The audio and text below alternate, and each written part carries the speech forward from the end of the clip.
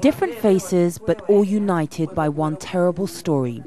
These mothers in Kibera, Africa's biggest slum, virtually lined up to tell us stories of how they were raped during Kenya's post-election violence. These women paid dearly for supporting President Kibaki.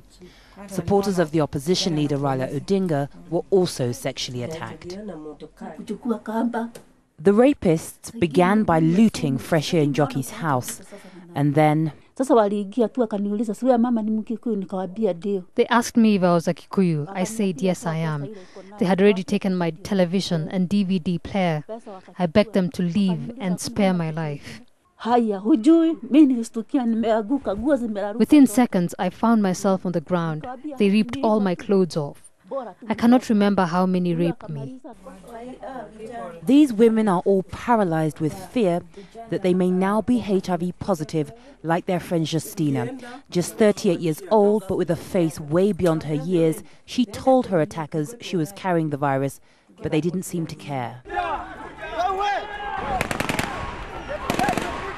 During the post-election violence, hospitals and clinics across Kenya were reporting huge increases in the number of sexual attacks, not just against women, but children too.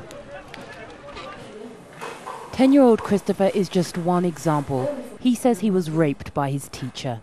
This is Christopher's school, and it's bang in the middle of one of Nairobi's worst slums. There was so much violence here following the outcome of the country's presidential election. Now, Christopher's parents believe that this teacher took advantage of the general mayhem and confusion in this area to rape their son. Comforted by his mother, Christopher told us exactly what happened. It's too horrific to broadcast. His injuries were severe.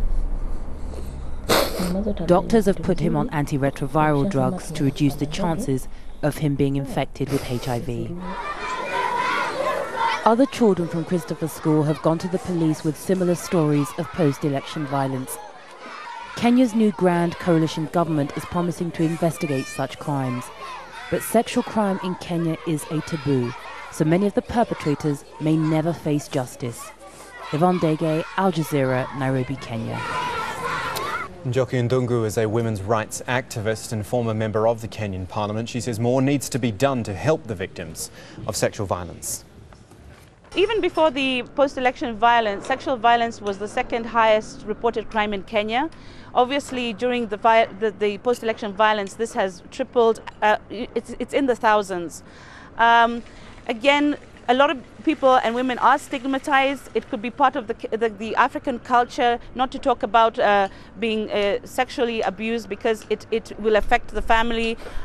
We have seen that it happened in Darfur, where women have been abandoned, disowned by their families. It is known to also happen here in Kenya. So I think that a lot more public education and counseling needs to be given, particularly to the victims who are in the camps, where they are still continuing to be sexually exploited, where there's still issues about exchange for sex for food. And I think that we need to be more vigilant about how we treat or how we help these victims of this particular kind of violence.